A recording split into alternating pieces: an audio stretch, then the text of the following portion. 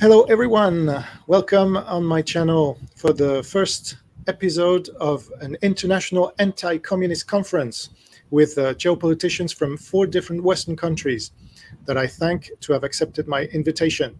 So let me present them to you. We're going to do that by alphabetical order.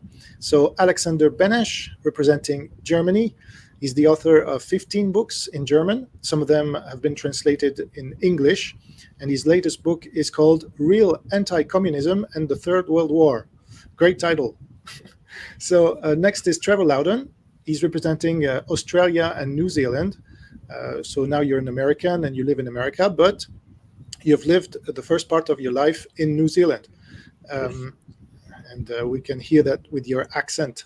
Southern accent. Exactly. So you have also written many books. The latest is Security Risk Senators, about the links of the US senators with communism. Next is Jeff Nyquist, representing the USA. So Jeff is the author of many books as well. The latest is called The Lies We Believe In. And I'm Jean Robin, representing France. I'm the author of 60 books in French, and 2 have been translated in English.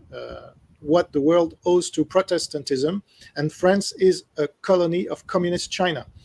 So if you are interested in our books, you can find them on Amazon, of course. And so it's the first time, to my knowledge, that 4 geopoliticians from 4 different Western countries are gathered together to talk about what happened in their country during this past month regarding communism, so that the world knows about it without the censorship of the bias of the mainstream media. So we are willing to spread this anti-communist worldview because we believe it to be the correct worldview. Communism is not dead. It's more alive than ever, unfortunately, and it's willing to take over the world like never before. So we have many books of reference, of course, but Anatoly Golitsyn's New Lies for Old and Perestroika Deception are some of the main important books to understand what is really going on in the world regarding communism. So it's like a war room that we are presenting to you today, but certainly not like Stephen Bannon's war room. Actually, it's the anti-Steve Bannon war room, because we are really anti-communist, anti-CCP, and anti-Putin. So who wants to start? I think, Jeff, you wanted to start with one particular event that took place in your country this past month.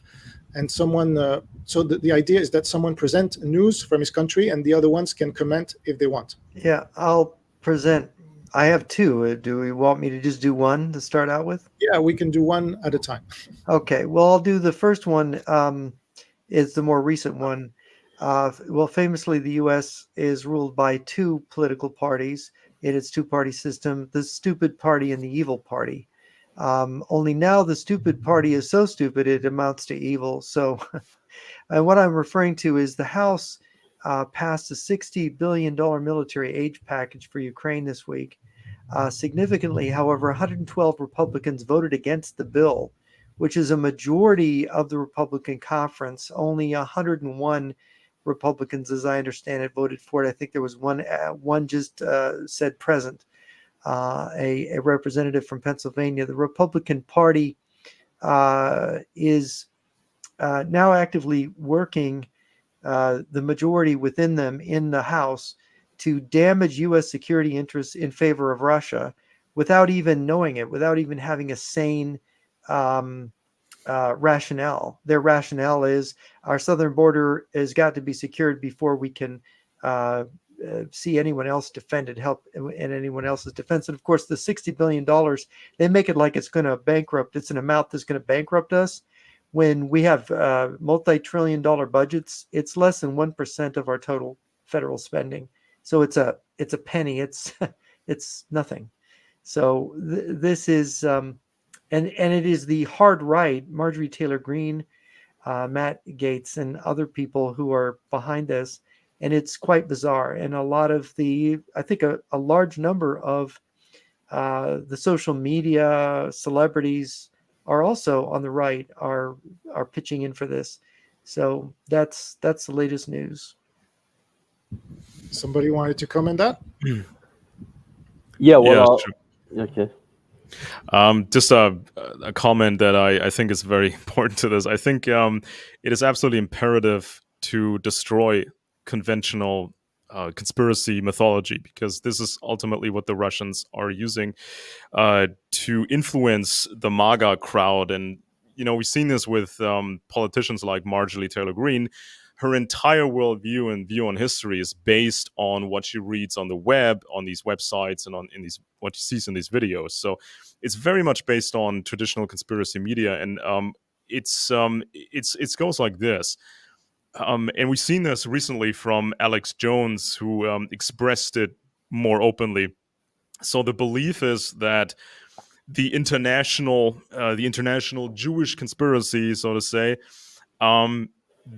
this conspiracy once had control over Russia during communism, but Vladimir Putin freed his people from that conspiracy. But the United States is still occupied by that conspiracy. It's a Zionist-occupied government, according to the internet. And so these activists, they don't believe they can liberate the United States by themselves. They need Russian help, they think, and the Russians are willing to pretend they will give that help.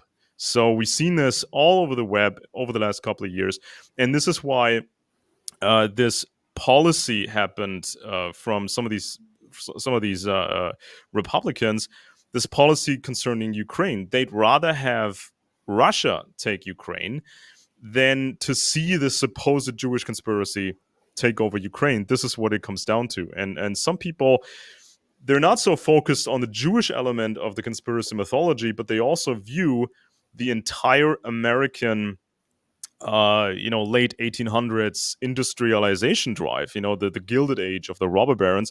They see that as a conspiracy, at least a conspiracy with heavy Jewish influence.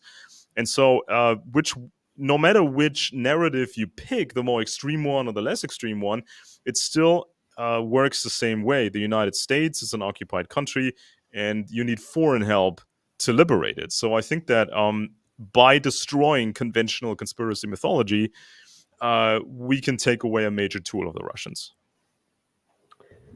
Yeah, I'd heartily concur with that. That is exactly what is going on here.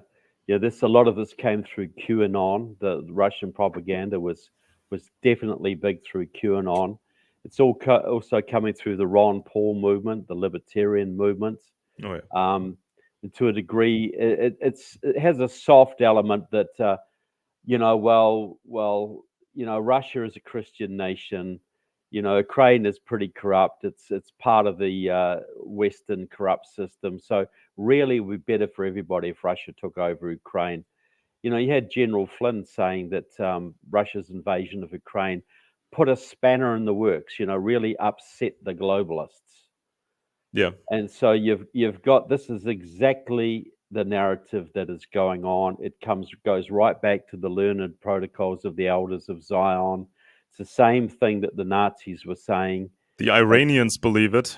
The Iranians believe it. Well, Pachipa, Ion Pachipa, the former head of the Romanian KGB, talked about how in the 70s, the KGB circulated tens of thousands of copies of the learned protocols of the elders of Zion all over the Middle East to stir up hatred basically against the United States and Israel. And what we're seeing now with the anti-Semitism on the left, which we're seeing in the streets, Columbia University, and the anti-Semitism on the right, which is coming through QAnon, the libertarian movement, Alex Jones, and others. They may not say it's anti-Semitism sometimes, but it's certainly there. The new word now is to be J-pilled. I've been J-pilled. I understand what the Jews are up to now. I finally understand it's the Jews that are causing all of this. And I have sane, rational people sending me stuff about this all the time. It's just shocking. So I wanted to add something about what Jeff just said, is that during Johnson's press conference earlier this week, he truly sounds like he's been terrified by the intelligence briefings he's received. So he said, I really do believe the intel and the briefings that we've gotten, I believe that Vladimir Putin and Iran really are an axis of evil. I think they're in coordination on this. So what do you think he got as an information? Yeah, that's a very good question, because I see the same thing, and it isn't only House Speaker Johnson, there's a number of people who haven't been that active that are basically getting behind this thing, that got this thing passed through Congress.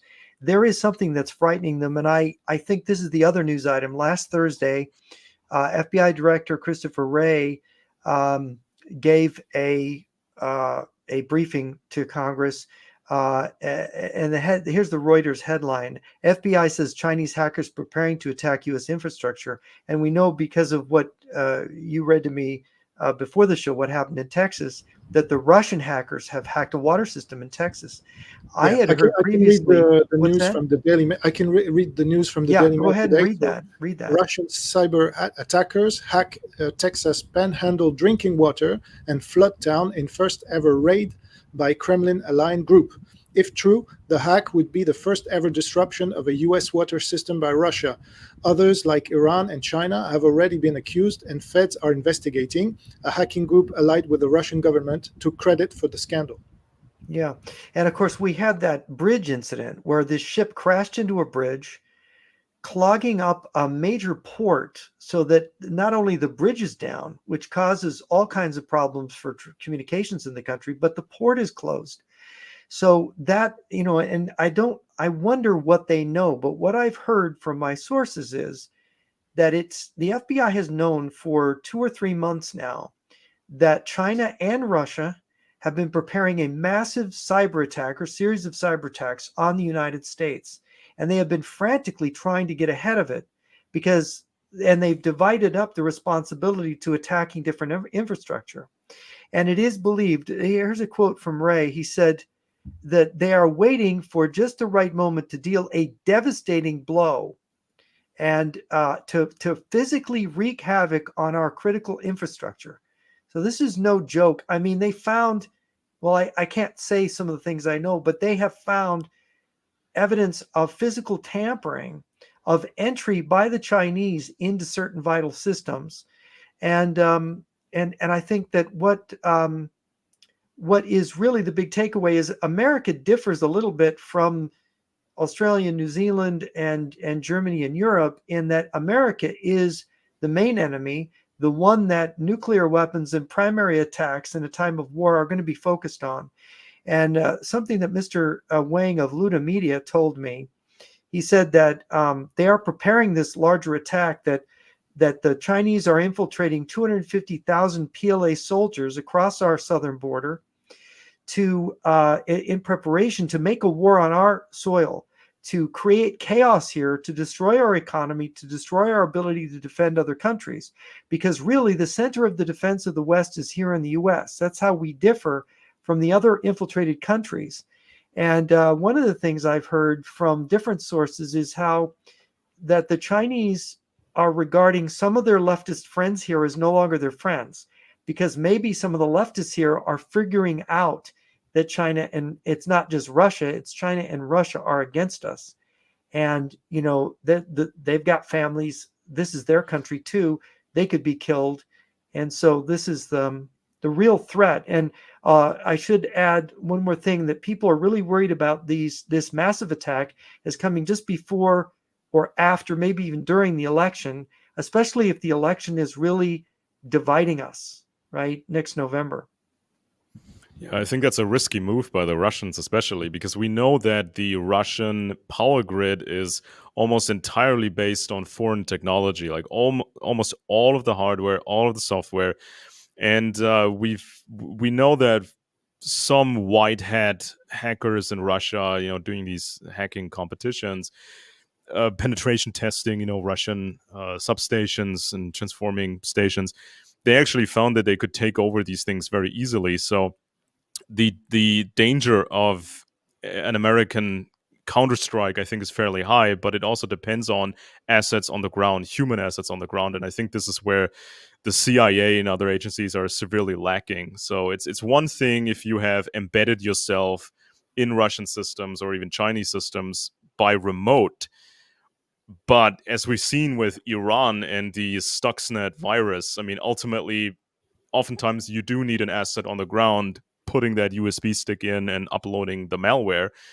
I think that the Americans are far ahead in terms of that technology, but the Americans are lacking physical assets.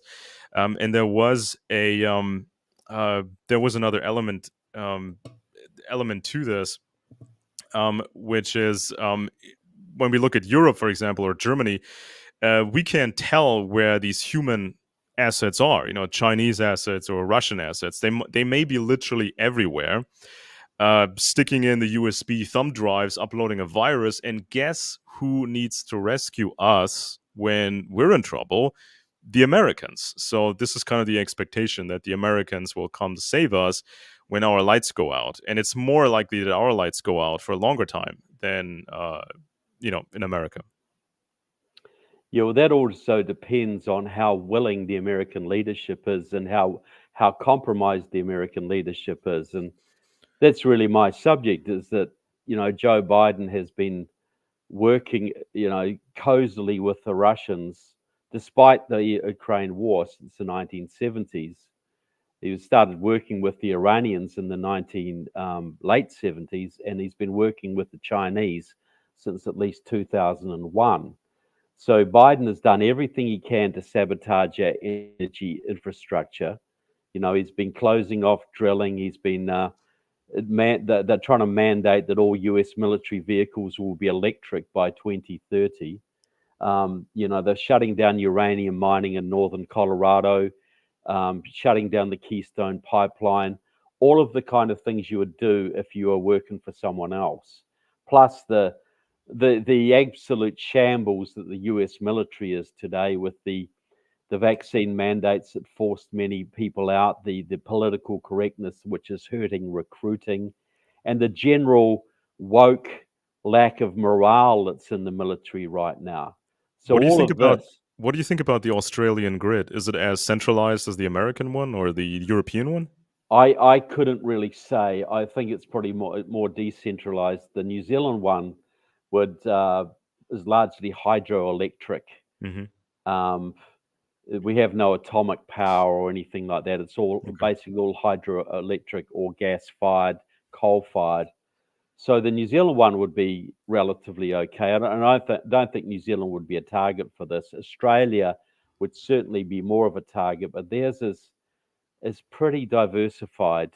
And I don't think it's certainly not as centralized as the United States. We've had multi-hour blackouts in large parts of the European Union in the past 10 or 20 years. Imagine hours and hours and hours of zero power because a single tree fell onto a specific power line somewhere remote, and then the people responsible for that remote area, they cannot stabilize the grid. There's either too much energy or not enough energy, so they fumble it up, and then it cascades into the other areas of Europe, and they can't redirect energy in time, so they have to shut it off unless the frequency deviates too much from the 50 hertz we're using. I think the Americans are using 60 hertz, but if it's just slightly below or above 50 hertz, everybody has to turn off everybody. Otherwise, the countless devices they break. I mean, they're physically damaged, or as the hackers would say, bricked, so you can't use them anymore. And we've had this one incident. This was a hacking attack. I think it hit a major shipping company, like one of the biggest shipping companies in Europe, and they had to replace every single internet-capable device. That means every laptop, every tablet, every smartphone, everything. So what they did was, in a panic, because this virus kept disabling every system that they had to swarm into the stores and just buy anything they could get their hands on. Now, that worked for a single company, but if it's more companies that need to buy up everything, you will see a shortage of devices. We think that, it's ubiquitous. You can buy a device everywhere at any time, but it's a limited supply. And if there's a run on it, you can't get anything. So you may want to have spare devices just in case. We need to add also that Joe Biden, one of the first things he did was to erase the executive order of Donald Trump to not allow the Chinese to access the grid, the American grid. He canceled that so that the Chinese could have access to the US grid. I don't know if you remember. There was an executive order from Donald Trump and another executive order from Biden, one of the first he passed, and that was really saying. So, I was going to say that the first thing that Biden did publicly when he took office was to cancel the Keystone Pipeline, the pipeline running through the Dakotas, because of Native American protests. Well, those protests were organized by Judith LeBlanc of the Communist Party USA, which is loyal to both Putin's Russia and Xi's China. As a reward for that, she was then allowed to nominate her very close friend and fellow Marxist, a second-term congresswoman from New Mexico called Deb Haaland, as U.S. Secretary of the Interior. And she got her confirmed as U.S. Secretary of the Interior, who now has purview over 20% of America and all of the energy extraction, uranium mining, fracking, whatever, on public land all over America, most of Alaska, most of the West, and she is shutting down every single energy lease she possibly can. And at the same time, Biden has sold off 50% of America's strategic oil reserve, which is supposed to be what we fight a war with, including selling some of it to China. So I think Europeans don't quite understand the depth of penetration of the US system by actual pro-Chinese, pro-Russian operatives. Oh, by the way, when Vladimir Putin was stationed at Dresden in Germany with the KGB, he was also responsible for industrial espionage, and that concerned anything to do with the power grid. They tried to get a hold of every single component that was used in the West so they could recreate a version of the Western grid in a sandbox environment. So they could just find out where the vulnerabilities are. And they also took some of that technology for they called it the Kombinat Robotron. This was in Eastern Germany when they were just developing all kinds of devices and components. So Vladimir Putin has firsthand experience of scoping out the enemy's power grid and the components. So just people should figure out in their respective country who makes these components, who has access to the build, the construction plans and where the components are made. Because when this was a couple of years ago, I think Israel and the United States, they tried to recreate their own power grids in a sandbox testing environment. So they have all the bits and pieces, they have all the software that you would normally use in the real grid, and then they try to hack it. They try to penetrate it and sabotage it. And so when Putin was pushing for the Nord Stream pipeline, this was always a communist pipeline project, the pipelines that were blown up. This was actually tied to a larger plan of adding these underwater power lines to the pipeline. So this was the ideal dream of the Russians, to not just supply us with gas, but also supply us with electricity.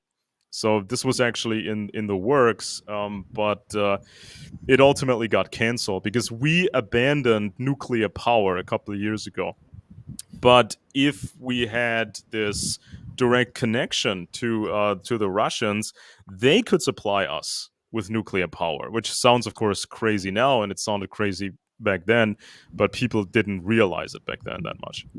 So maybe a last speech from Jeff, and then Trevor can talk to us about Australia and New Zealand. Yeah, just a couple comments.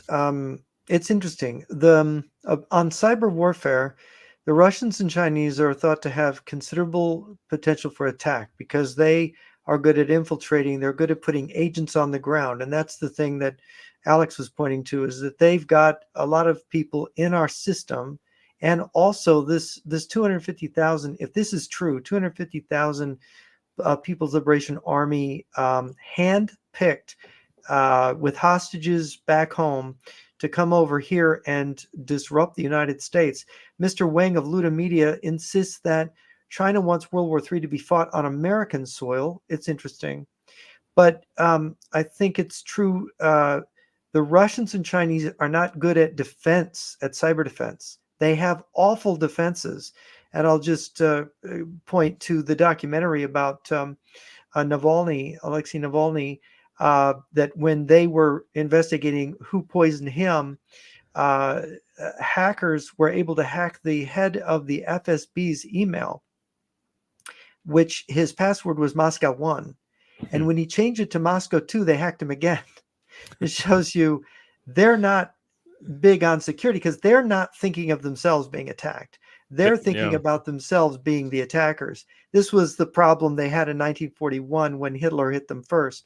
The other comment that I would make would be about the problem that Trevor pointed to. I don't think people fully understand how infiltrated both the Democrats, and we know that from the Cold War and the Vietnam War and so on, and the Republicans now are. When you've got such infiltration that more than half the Republican conference in the House will vote for something that helps Russia, however they got them, however they influenced them, however they did it, this is really bad news because, we only have two parties and the only good party was the stupid party, but now they're joining, they're a different version of the evil party. They're becoming, and I don't know if we can stop this from happening. Well, to this day, the Russians do not have their own computer operating system. I think when the Ukraine war started, there were some images from the Kremlin where you could still see systems running Windows XP. Now, some people that are listening right now are maybe too young to still remember Windows XP, but the Russians actually forked it. They used the code and they made their own version of Windows XP, which is a sieve. By the way, Windows XP is the worst for cyber defense.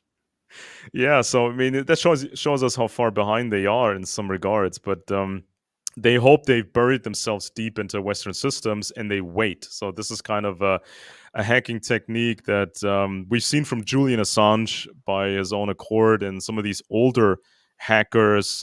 It's kind of started in Germany, with Karl Koch and these legendary hackers who had communist ties. I think Karl Koch was the one selling information which he got from American sources, selling it to the KGB. But it's always a matter of breaking into a system, creating these backdoors, hidden entry points, and then just wait and collect and just wait until you get some orders or some new opportunity to launch an attack. So the question is how infected Western systems already are. When the Ukraine war started, people expected a larger Russian success, just destroying the Ukrainian power grid, but we got some information from Microsoft. They did apparently a fairly good job, working alongside, U.S. agencies to protect the Ukrainians, because it would have been lights out fairly early on, I think, if it hadn't been for these American companies who ultimately, run the operating systems. Great. Okay. Thank you, everyone. So now, Trevor, can you tell us about Australia and New Zealand? Do you have particular news those last days or weeks, or do you want to speak more generally? I want to give a little bit of history here to show how long-term this is. Look, back in 1984, New Zealand was part of the Australia-New Zealand-United States Military Alliance, ANZUS, which was sort of worked as a subset to NATO.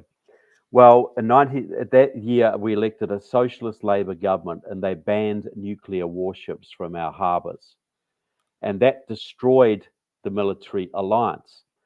Now, I interviewed a man who was part of negotiating that. He had infiltrated our pro-Soviet Communist Party for our security services. And in 1983, he trained at Lenin's Institute for Higher Learning in Moscow.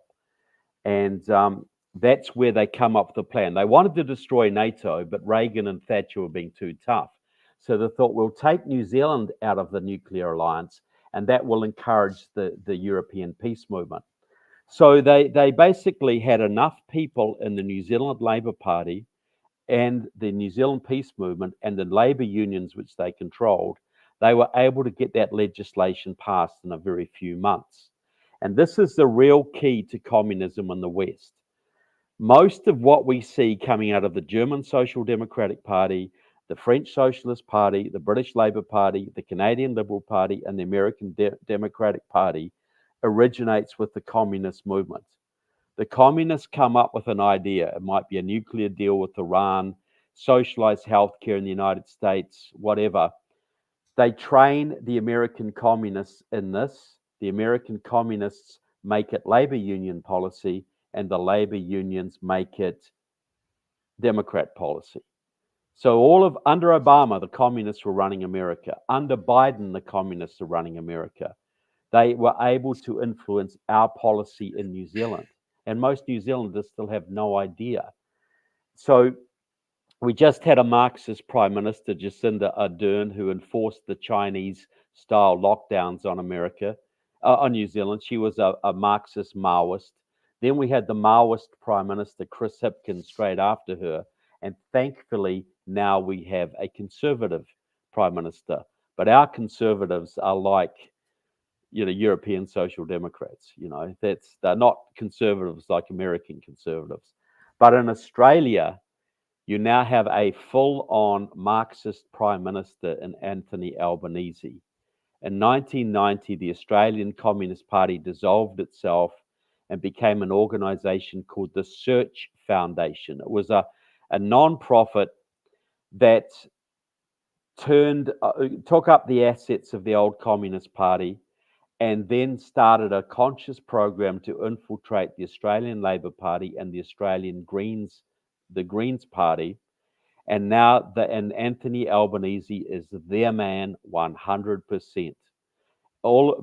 Several of his cabinet members come from the same organization. The head of the Australian Trade Union Movement comes from the Search Foundation. They control both the Australian Labor Party and the Australian Greens Party, which are now in government. And what they're trying to do right now is to find some way of cancelling the AUKUS agreement, whereby the previous Prime Minister of Australia, the Conservative Scott Morrison, agreed to purchase 4 nuclear submarines from the Americans as a protection against China. Well, Anthony Albanese is doing his best to find some covert way of cancelling that agreement. And he goes to China every couple of months. He is working in the interest of China. But as a lot of these leftists do these days, because they still support a sort of semi-free economy, most people don't understand what they are. The communists in most countries, Western countries, aren't concerned about the economy so much as about foreign and defense policy. So we can have a relatively free economy and a relatively developed economy, and that keeps people happy. Meanwhile, these left-wing governments are working to destroy our military alliances, degrade our militaries, and get us hooked up to the Russians and the Chinese. Shouldn't the British New be more Zealand and involved? Australia are very much in that camp.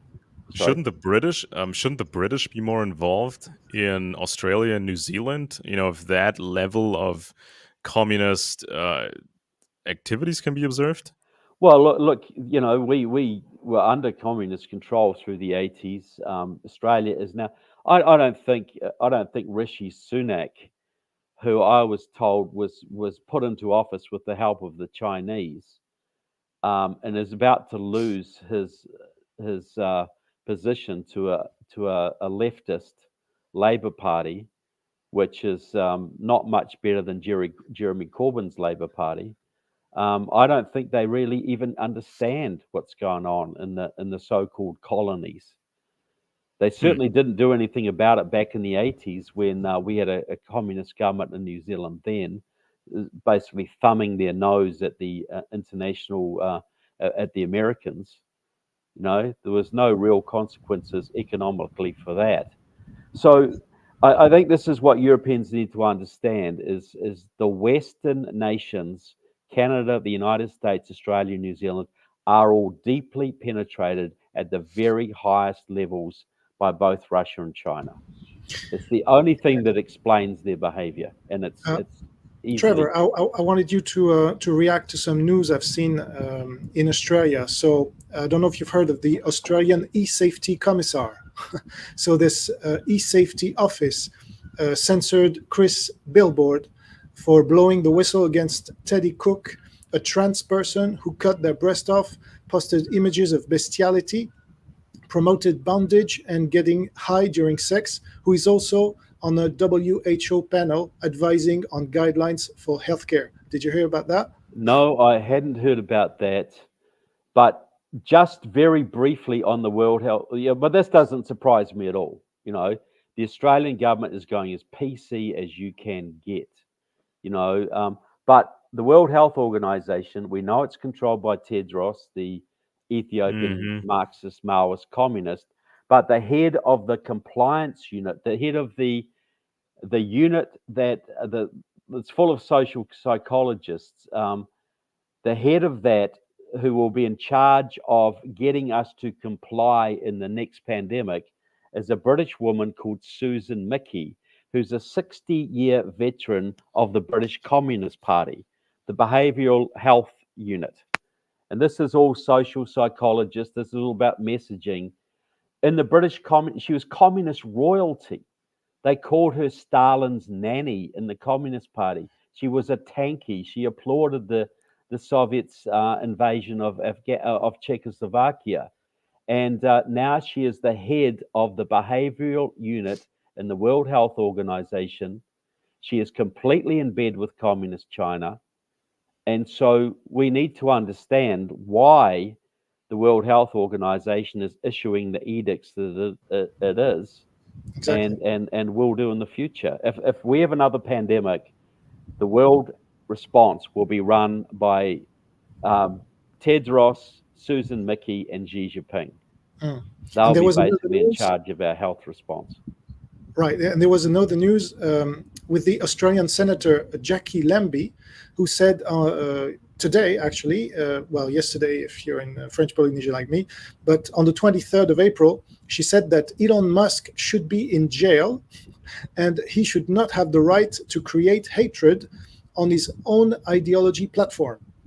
She added that she's really interested by what the US government is doing with TikTok because they're trying to get rid of this platform also. So, but she's the same crackpot senator that went on a hateful rant against unvaccinated people in November 2021. So it's really not against CCP and TikTok. It's against all social networks and especially Twitter. So what do you think about that? Well, look, if you look at Canada, you look at Australia, there's a real war on freedom of speech. And you see that in, most European countries as well. New Zealand has backed off that a little bit. The New Zealand Marxist Prime Minister was about to introduce many of those sort of things, but that has been pushed back because we got a conservative government a few months ago. But this is the thing. We look, Russia and China couldn't be doing what they're doing today if they hadn't penetrated Western governments to the degree that they have. Susan Mickey was running Boris Johnson's COVID response. She's a communist, an openly, publicly acknowledged Stalinist communist. But Boris Johnson was following her advice on how to deal with COVID. We need to understand, if we're going to save our countries, we have got to purge these people out of our system. We are deeply penetrated. So who wants to react? Oh boy. Well, let me just give a quick comment on this. I mean, when it comes to biological warfare, people still have the impression that a pandemic needs to be super deadly, like the super smallpox that the Soviets had. When the Americans, after the Cold War, when the Americans went over to inspect some of these biological weapon sites in places, I think, like Kazakhstan, they were amazed how big the Soviet program was. It was about 10 times bigger than previously assumed. We also had the defector like Pasechnik and others talking about this weapons program. But if we get hit super smallpox, then of course we know who did it. But if you have these fur farms in China that haven't changed since COVID, if you have these open markets where you can buy all sorts of meats, and you still have these bat caves and everything, this gives China plausible deniability, because some of these African pangolins are shipped to China and sold over there, and there's all sorts of plausible deniability that can be created, because it's stupid if you use a designer weapon and everybody knows who did it or has a fair idea who did it. But if it looks like a natural origin, if it looks like some accident, if it looks like just bad oversight, then nobody can really attribute the attack. It's just like when American authorities talked about the attribution problem when it came to cyber attacks. It's the same with some biological attacks. It's hard to trace it to the source.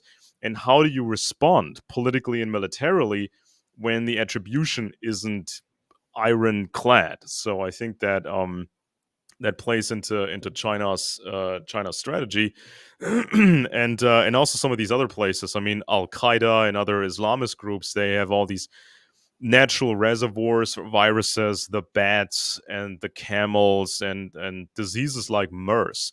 This was right after COVID subsided, when the leading German scientists, they talked about MERS, which is a disease that comes from camels, but it can jump to humans, or it can be engineered to jump to humans.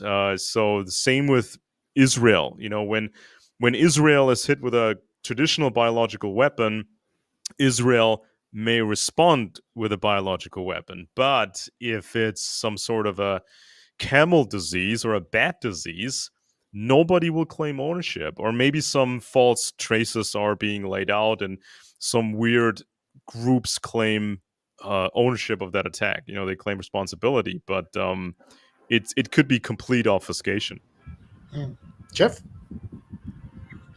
Yeah. anything to say? Well, yeah, it's interesting how the pattern of communist infiltration in Germany, in Australia, New Zealand, and South America, and the United States and France is similar, because in every one of these countries, it involves the fact that communism has been tolerated within the universities, within the political system, that anybody that objects to it as inimical to the system, as an enemy subversion, becomes blacklisted by history, as the book on McCarthy was titled by my brain just went out. M. Stanton Evans. M. Stanton Evans, thank you. Blacklisted by history on McCarthy. So you can't, if you're anti-communist, people sneer at you, they say bad things about you, and they think, oh, there's nothing wrong. And now we've evolved to where now the younger generation think, oh, there's nothing wrong with communist ideas. We had a cadet graduating from West Point who was an open communist. Now I understand they got him out of the U.S. military, but these people are enemies of the system.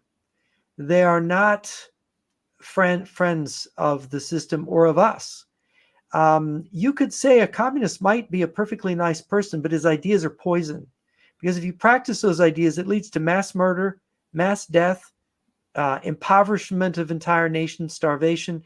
It is an open door to every psychopath to come in and say, in the name of the people, I have to kill all these other people. This is what it amounts to. And people don't recognize the danger of communism and socialism. The problem is socialism. Well, if you're against socialism, you don't have any heart, right? You're just an awful right wing, they have these, you're a Nazi, whatever, even though the communists are really working with the Nazis and spreading Nazi kind of thoughts to help themselves into power in different places. But the reality is that all of this in all of the countries has destroyed not just the ability to defend within the society, to defend our cultures, but it's also now progressively destroying our actual ability to defend our countries, whether it's America or Australia. I mean, the Australian military, I've heard, is in terrible shape, just terrible shape. They're so behind. Canada too. And it's like America's the only one that's in the best shape, and we know how badly they've been treated by the Biden and Obama administration. So, and of course, Jean can talk about France. We haven't heard that much about France, but it's bad in all the countries, and we have to realize what the common enemy is, and we have to rally against that enemy. Yeah, so before giving way to Alexander so that he talks about Germany, I wanted to say a few words about Elon Musk, because the problem with the communists is that they're everywhere now and on both sides. So Elon Musk is now this hero of free speech, right? He bought Twitter, not for money, not for glory, but to defend free speech. Now, what did he do? First thing, he reinstated people such as Andrew Tate, so a Russian stooge. Highly toxic, anti-Western, and Muslim. So he reinstated Alex Jones. It took a bit longer because he said, well, when you harm kids, it's different. Sandy Hook. But and he did it eventually. So now we've got, who is Elon Musk? He's this hero from the right, libertarian, but he was voting Joe Biden a few years ago. And now, what is he doing? Well, what has he been doing? He has been taking all the money from the state, the US state, to push the Russian and Chinese narrative about climate change with the electric vehicle, right? He was the first to do it. And now everybody's doing it, especially the European Union, who are banning the regular cars, diesel cars, and imposing by 2035 electric cars. So this is, really a good opportunity for China. So Elon Musk is this guy. He's stealing all the money from the U.S. state, as a Russian and Chinese stooge, pushing the narrative on electric car, which is really nonsensical. On all, you can see it from all sides, economic side, social side, it's nonsense. But he's pushing it, and he's got a giga factory in Shanghai, as we all know. He's given his technology to the Chinese because he's also running SpaceX. So he's really the perfect guy to infiltrate the US at the highest level. He's not even an American, right? He's a South African. So when you add everything up, he's lying like hell. I can recommend some videos about Thunderfoot. You go on this channel, Thunderfoot, and you'll see everything that Musk has lied about. And he's lied about a lot. And so he could be in jail. He should be in jail, actually, not because of what this senator in Australia wants, but he's lied just as much as Elizabeth Holmes did. This crook about this. You could have your blood taken, and so it's the same kind of crook and grifter. And the Andrew Tate story, and I can link this with Candace Owens because you mentioned some people who are Candace Owens is one of them who is anti-Semite now. I think we can say it. And that's why she's been kicked off of the Daily Wire. And she has big links to Andrew Tate too, through her husband, whom she met in 2019. And he knew Andrew Tate before he was famous. And he's a very important guy, very rich. He was the head of Parler at one point. Now Parler is down, I think. Okay. Yeah, and so all of this is done because Elon Musk also, I forgot, he said, I want to make Twitter into a WeChat, a Western WeChat. I so talked that's about exactly what he's doing. I talked with Jeff a while ago about the ancestors of Elon Musk. I think it was about his grandfather.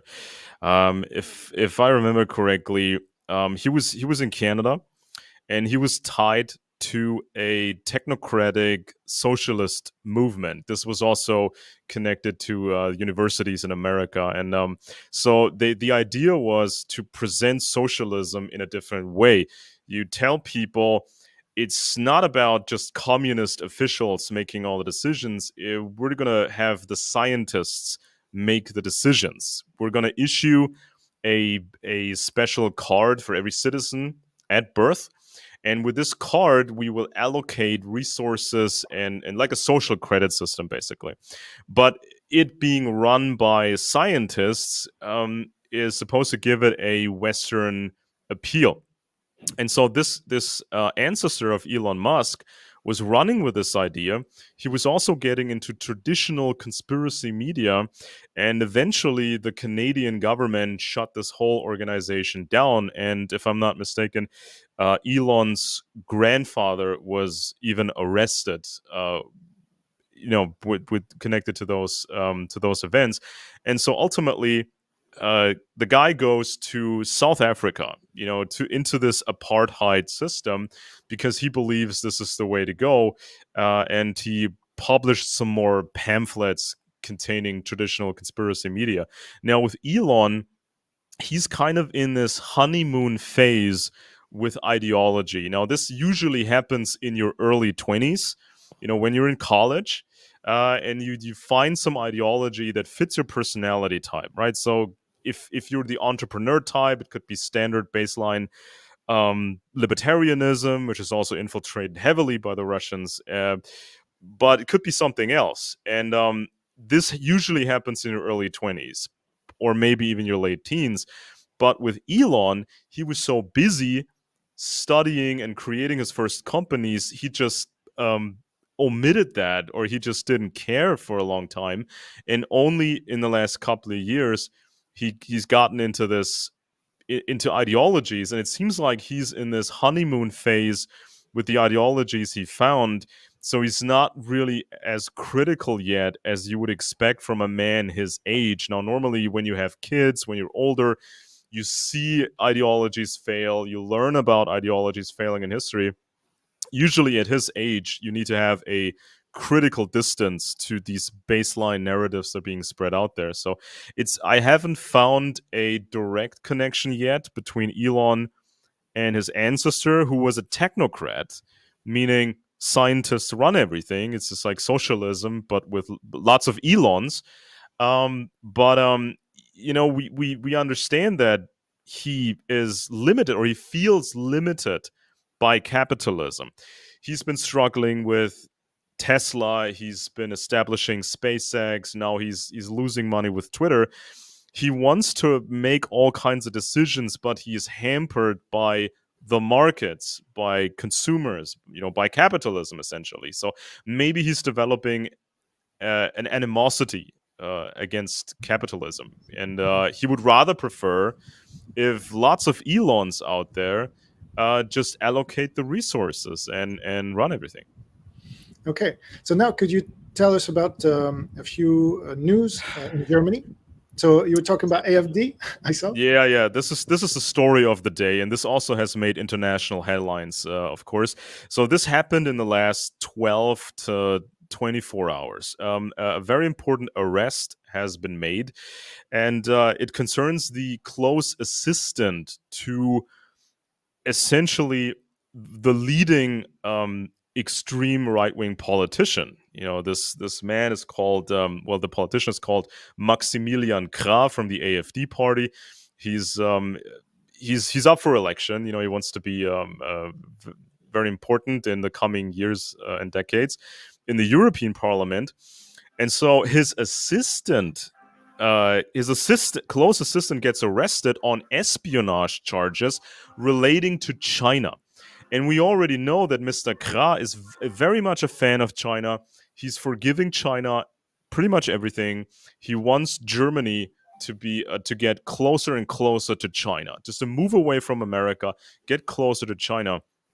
And so in Germany, the laws are very weak concerning espionage. So if it's a serious case, which according to the indictment it is, a serious case of espionage will get you up to 10 years in prison.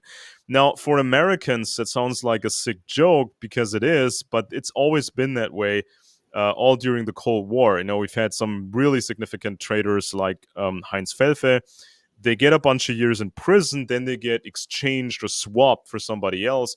Then they go to that respective country and they get the red carpet treatment. So, but still, this is a major issue because Mr. Krah himself is already under investigation by the American FBI. So when he visited America, the FBI detained him and questioned him relating to text messages that spoke about a compensation scheme, reactivating a past compensation scheme. And so there may have been money coming from a pro-Russian activist in America. So this is a big shakeup right now because the AfD party has been gaining traction quite a bit. And this is a situation that we've observed for a while. Now, the leader of the party, Miss Alice Weidel, she actually spent some years in China. She's fluent in Mandarin. Yeah, she was working over there. And we know already that Xi Jinping has sidelined certain officials in China. They're so afraid of doing something wrong, they rather do nothing. But this then gets morphed into this narrative that Xi Jinping is now one of the good guys, who's working with Russia, who secretly hates communism, and he's now part of this good alliance that can liberate the West from the grand conspiracy. And it's also been in the news in recent months that Russia and China are now coordinating their propaganda. They're using the same narratives in the same time frame, but at some point in the near future, they have to come out in the open and tell these audiences in Europe, in the United States, China is now good. They will have to do that in the near future. They haven't done it now because it's a tough sell when it comes to especially the American audiences. But we've seen some trial balloons, for example, by Alex Jones. He tried this at least once. I've seen it myself at least once, where he alluded to Xi Jinping maybe secretly fighting communism, wanting to change China.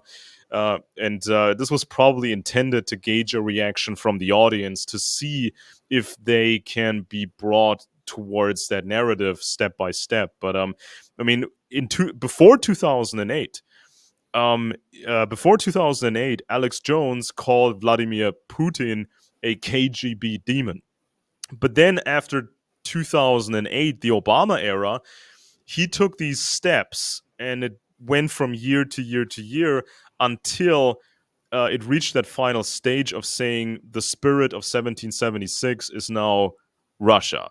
And they do it better than we do, and we have to learn from them. They will enable us to have another revolution, to have another 1776, and liberate us from the Rothschild conspiracy or whatever. So it's that crazy if you're watching ultra right-wing politicians aligning themselves with China in public. Now, this assistant that was now arrested, he's been recruiting people from the AfD party to go to China and take part in conferences and possibly get recruited, I might imagine. They're just putting it out there. They're just saying, we're going to do this. This is the new normal. I haven't seen anything like this in America that brazenly, but I'm pretty sure it's going to come. So is the American wanted to react? Jeff, anything to say about that? Yeah, Owen, I would comment. Owen, I heard Owen Schroyer, who I think is Alex Jones's little echo. Mini-me. Yeah, Mini-me. He's a younger guy. I heard him do this extraordinary little bit where he said China and Russia are the good guys. Right. And America's the bad guys. You maybe saw that one.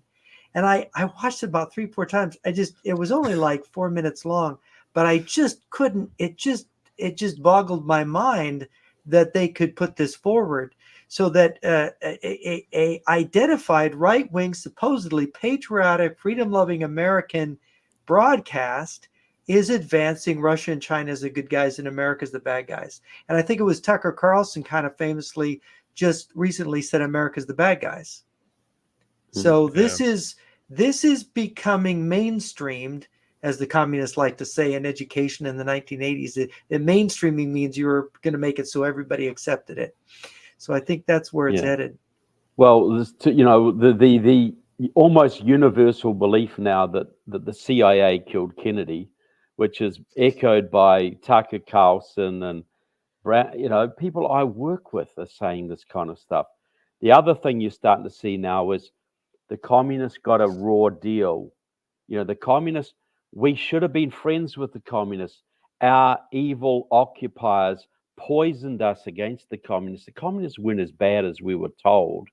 That was all a lie. That was all a CIA Jewish lie, that we work with these guys. And so these memes are definitely infiltrating the right now. You've got, and people are saying to me, seriously, oh, Xi Jinping's, he's all right. He's a white hat. He's on our side. So you're getting serious. And this isn't just low-level people. I'm getting serious politicians saying this kind of thing to me. It's not just Marjorie Taylor Greene who's right out there saying this kind of stuff. This is people you think would know better, people that Jeff and I meet with and deal with, people that I've worked with for a long time. So yes, it is a very serious issue, and I think it was a major victory when Johnson the other day stood up and said, this is the evil empire. That was a bit of a stake in the sand, I think, and we need to fund that. That was a good sign that there is resistance to this subversion. Yeah, but let's talk about 9/11 for a second here, because this was the seminal moment, I think, of the conspiracy movement. It had almost fallen asleep in the 90s. It was concerned with UFOs and aliens, which is now a big thing. People probably saw the Tucker Carlson guest appearance on Joe Rogan. I'm going to look into that as well. But this is when 9/11 happened and the internet became a widespread thing. The conspiracy movement exploded, and I'm suspecting that Russia was on it from the first moment, when all these new stars were born in the activist scene, and some of these older stars or upcoming stars like Alex Jones became really famous. When people think in America now, listening to Jones and Tucker, this sort of idiotic isolationism. Why should we care about Europe? Why should we care about the Germans or what happens to them?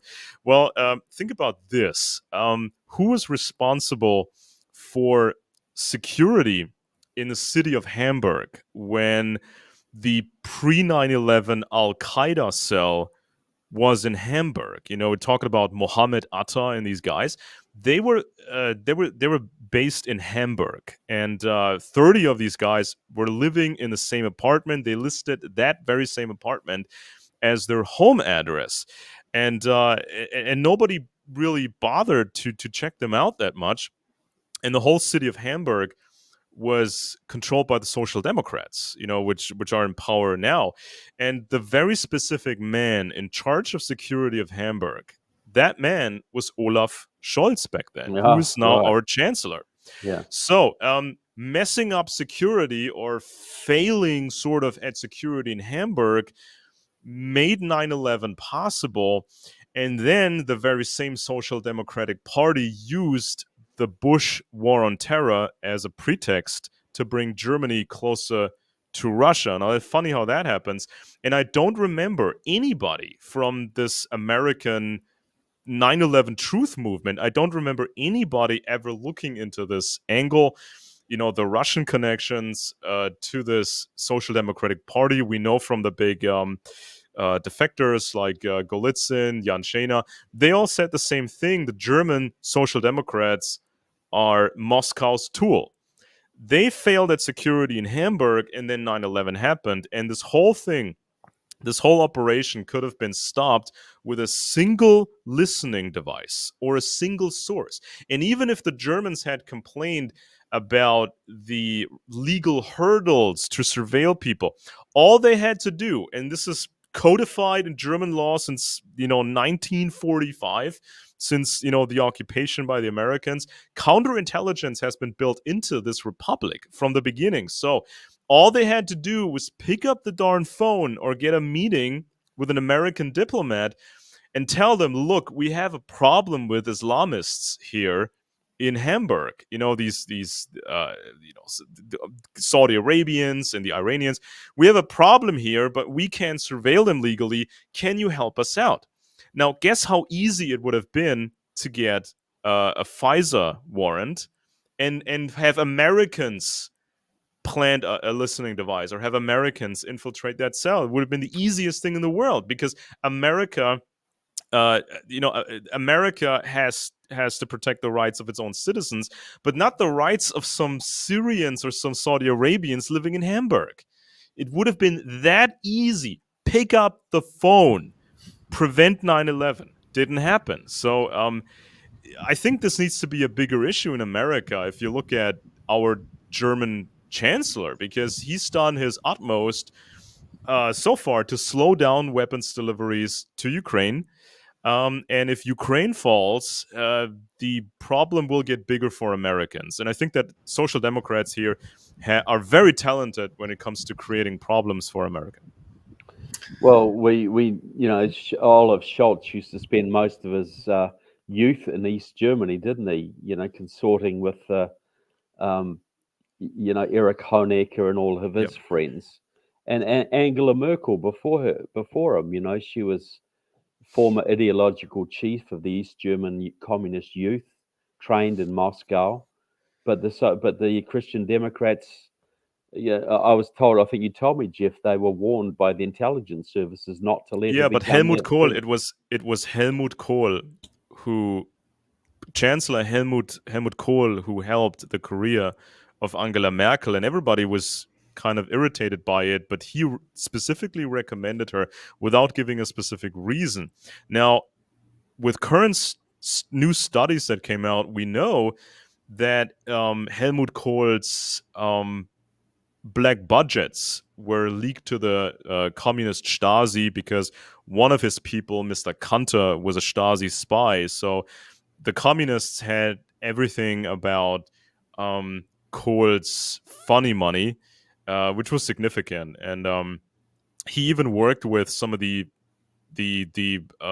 people whose fathers were big shots in the Nazi era, and so the communists kind of made a deal with West Germany, offering to stay quiet about that information, but in exchange they wanted things. We don't know how much the communists had on Western Germany, but it may have been enough to sway Mr. Kohl, who was known as pro-America, right? But it may have been enough to get Kohl to promote Angela Merkel. And we all remember how Kohl and Mitterrand held hands. This famous picture for the European construction, whereas European construction is pro-Russian and pro-Chinese. So I wanted to say little things about France here, because I don't know about Germany, but in France, China is really painted in a good way.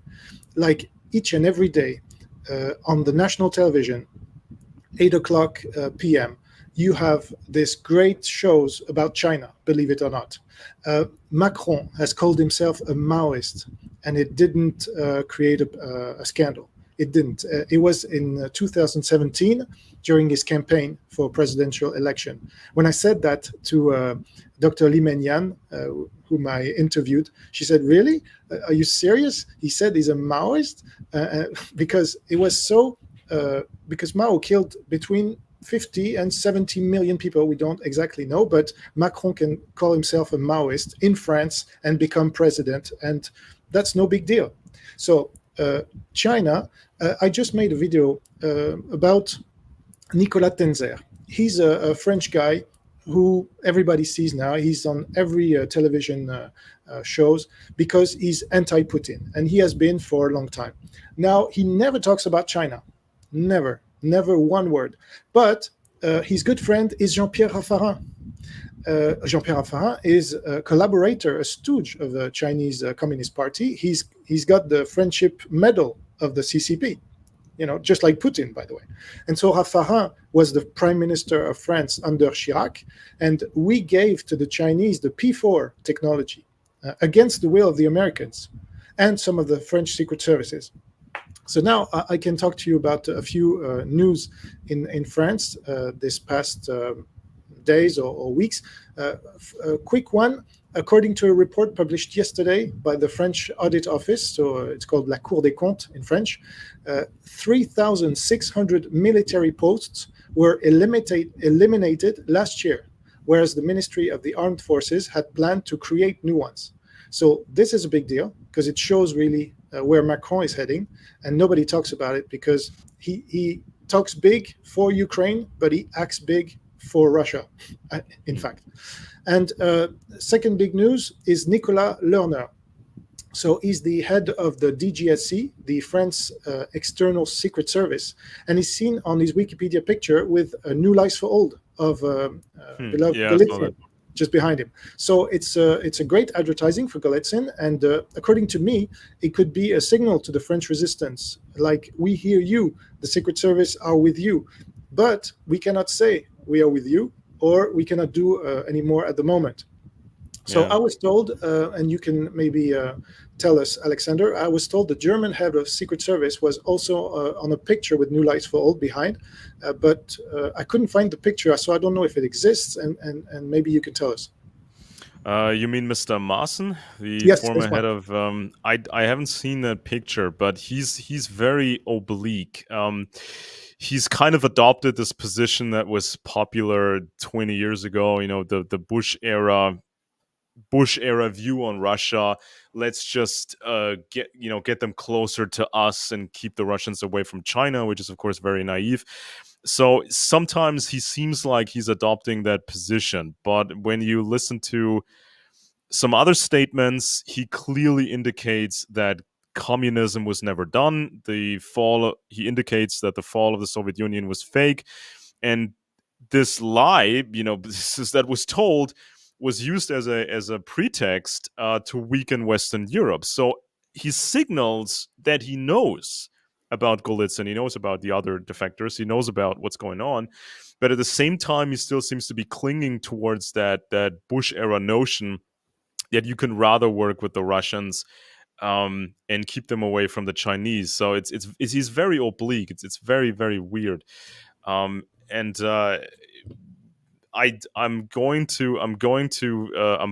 pestering him to get an interview and do a real spy talk with him, because he was trained as an administrator. In Germany, you think that public administrators are capable of anything. They can run this ministry or that ministry or an intelligence agency. It's kind of silly in a way, but it's being done here. And I remember a conference in 2018 in Berlin.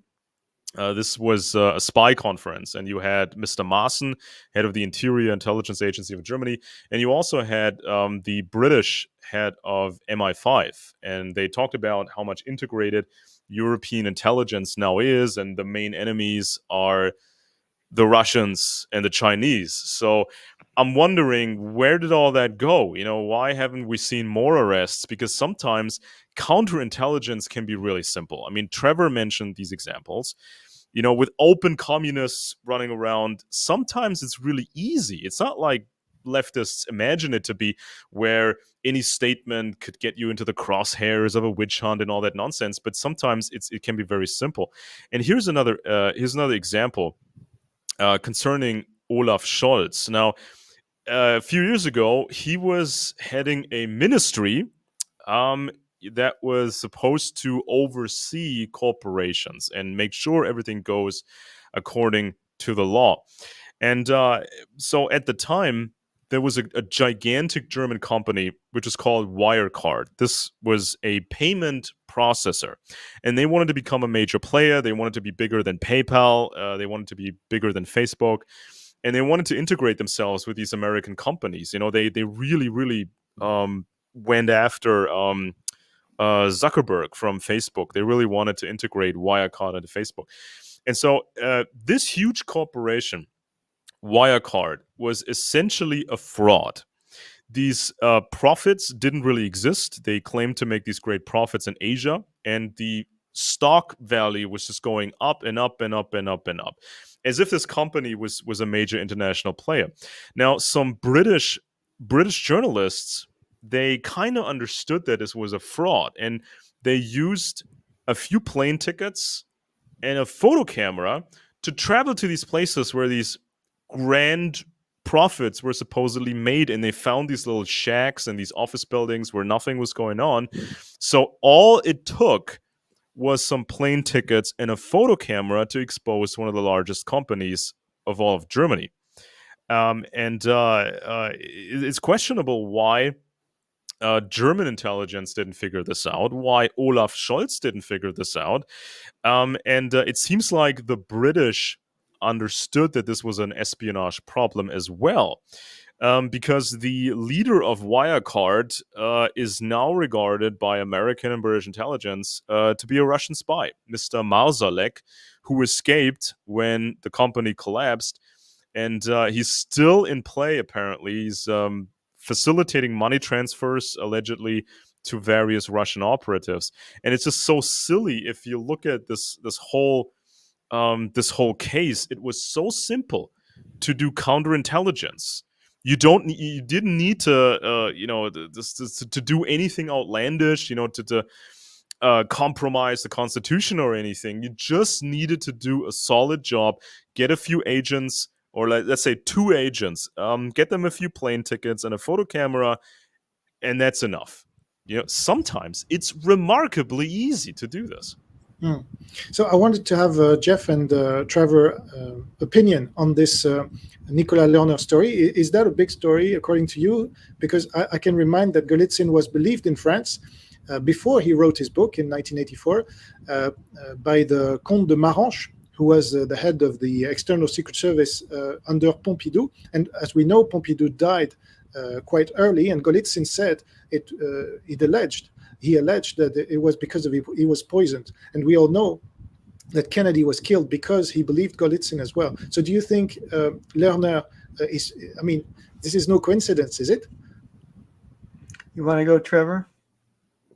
You go first, Jeff. Okay. Well, it's fascinating. Golitsyn, there was the Hugh Gaitskell, the head of the Labour Party in Britain, was someone that Golitsyn had said, look, they're planning to murder head of a major political party in the West to replace him with the next in line who happens to be their agent. And of course, Hugh Gaitskell, after having tea and crumpets at the Russian embassy, dies of lupus. It's an autoimmune disease that attacks your own organs. And they said, look, there's something funny here. They really strongly suspected it, the British, and this is in Peter Wright's Spycatcher if people want to read about it. And of course, the head of the Labour Party then that emerged was Harold Wilson, who had all these connections to Eastern Europe, all these business connections to Eastern Europe. So that's an example. And of course, your point about Lerner, I've seen the Moss picture, by the way. Golitsyn is behind him. I've seen it. I don't know. I have to dig it up. But yeah, that's a curious thing that on his bookshelf. But then he has a whole bunch of intelligence books. And if you look at them, there's some of them that I wouldn't agree with. So, I've got books that I don't agree with what the people say in them. So it doesn't, I once asked the famous talk show host, one of the talk show hosts in America here, Dennis Prager, who originally trained in the Sovietology area. I said, have you heard of Golitsyn? And I was talking to him when the August coup, I called his show when the August coup was happening in 1991. I said, have you heard of this book? He says, yes, I have it on my shelf. Look, Golitsyn's saying this is all a trick. He's predicting all this. It's happening in real time. And I said, read the book. He goes, well, I don't have to read it. If it's a trick, it's a good thing, is what Prager said to me, because liberty is winning. See, this was because he never read it. He had the book on his shelf, and Dennis Prager never read it.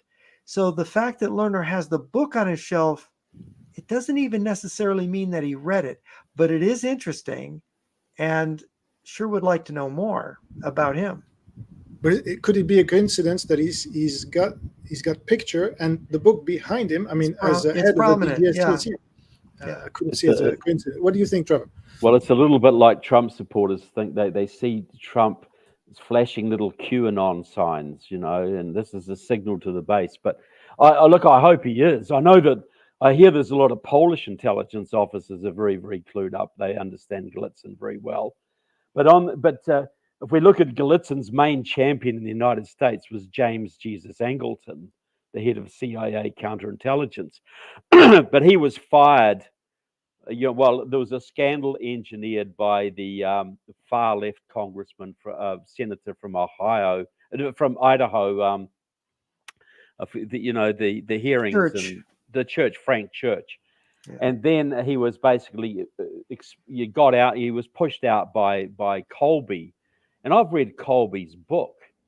Colby struck me, who was the head of the CIA, struck me as I thought, this guy's a communist. I read this years ago. I read his book. I thought he was having meetings with Vietnamese communists unauthorized. He was involved in these left-wing veterans groups and this kind of thing. And by the way, when Colby died, I was told by a CIA agent that at the time of his death, a very suspicious death, he fell out of a canoe apparently, out fishing. His wife was having an affair at the time with a Cuban intelligence officer. So, but just on the Galitzin thing, when my friend, who I've talked about before, was training in Moscow in 1983, they were told then that there was going to be a big opening in the Soviet Union. We were going to de-emphasize the word communism. There was going to be a new leader coming forward, and this was supposed to happen under Andropov. Andropov was this hip, cool, jazz-loving, whiskey-drinking new breed of KGB officer, and he was supposed to lead this super détente. But he died of kidney disease. So these people that were training there were told they had to put Chernenko in before they could train up the next leader. Well, this was 83. Nobody had heard of Gorbachev then. And Gorbachev was the man that was trained up to fulfill the role that Galitzin basically predicted. But I got this confirmed from a guy training at Lenin's Institute for Higher Learning. They were because they had to explain something to the communists who were training there, who were worried about the Afghan war and worried about the drop in Soviet prestige and all this kind of thing. They had to prepare them for the coming fall of communism to try and, keep them on board to some degree. So I might add to that, Trevor. I had two sources. One was a Moldovan who the KGB tried to recruit and the GRU tried to recruit. And when the GRU was recruiting him, and he was very close to joining it, he was in the Soviet military when they saw, he spoke English without an accent, by the way. He sort of self-taught himself when he was a kid. And he told me that they had told him the same thing that your New Zealand guy was told, that they were going to open the Soviet Union up and they were going to get rid of communism, but it was all going to be a trick. And he knew about it because they wanted him so badly to be a spy. They brought him to places. They showed him into meetings. And then the other fellow who had advance notice was Robert Buchar, who did the documentary on the Velvet Revolution, where he interviewed STB officers saying the orders came from Moscow to start the Velvet Revolution. And Robert knew about it from his work in the office of the president. He worked for the president of communist Czechoslovakia. And he knew in 1978. And what blew his mind was that when I got him, I introduced him to a couple of CIA guys, including former head of CIA counterintelligence, and who had worked in Czechoslovakia when that same year that Robert was working in the office of the Czech president. And he said, well, when did you find out that they were going to fake the collapse of communism? And he said, well, we never found that out. Clueless. I have a question for Jean regarding these. Just before your question, I wanted to say two things about what Jeff and Trevor said. One thing about what Jeff said, the guy who came after Pompidou is called Valéry Giscard d'Estaing. He was the next president of France. And when Mao died in 76, so he was president since 74, he said this: a beacon of humanity is dead. As extinguished, a beacon of humanity, talking about Mao. And this was Giscard d'Estaing. And talking about QAnon, yeah? Can I say something there too?